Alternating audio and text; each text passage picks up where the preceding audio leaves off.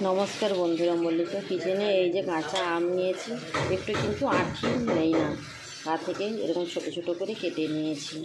কেটে নেওয়ার পরে আমি পরিমাণ মতো হলুদ গুঁড়ো দিয়ে দিলাম আর লবণও দিয়ে দিচ্ছি।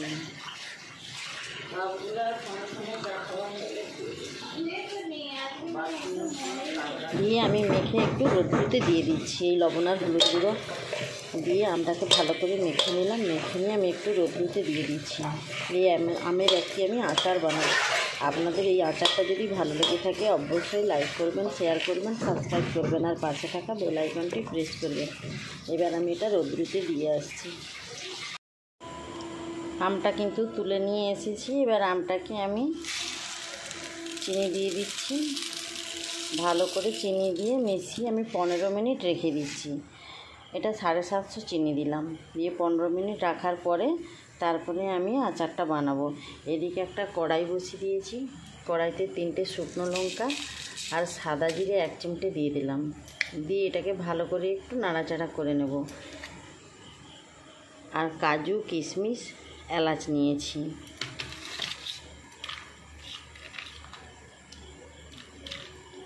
এবারে আমি এই এলাচগুলো ওর সঙ্গে একটু গরম করে নিচ্ছি।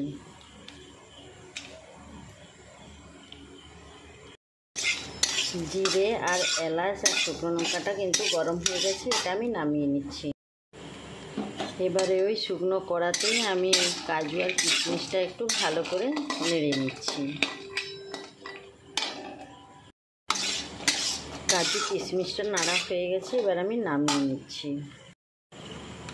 এবারে আমি এই চিনি লঙ্কা যে মেখে রেখেছিলাম সেটা কড়াতে দিয়ে দিচ্ছি।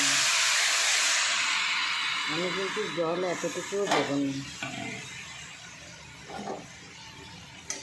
এবার একটু ভালো করে নাড়াচাড়া করে নিচ্ছি।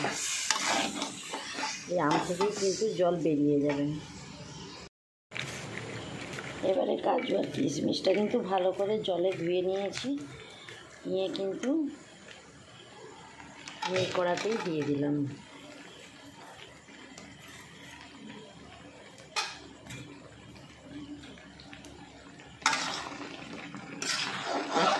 ভালো করে আবার একটু নাড়াচাড়া করে নিচ্ছি।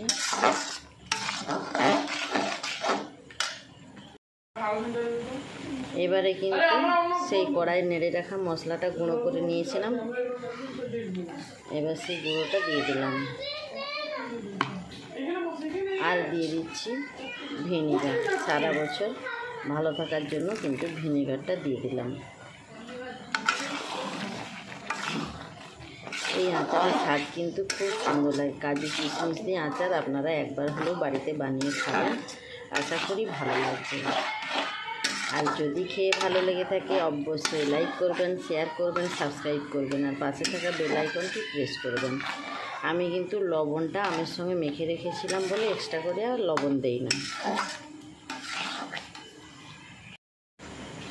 কাজু আর কিশমিশ দিয়ে কিন্তু আমের আচারটা বানানো হয়ে গেছে। আমি এবার গ্যাসটা অফ করে দিচ্ছি। ঠান্ডা হলে একটা বয়ামে ভর্তি করে নেব। আজকের মতো তাহলে টাটা।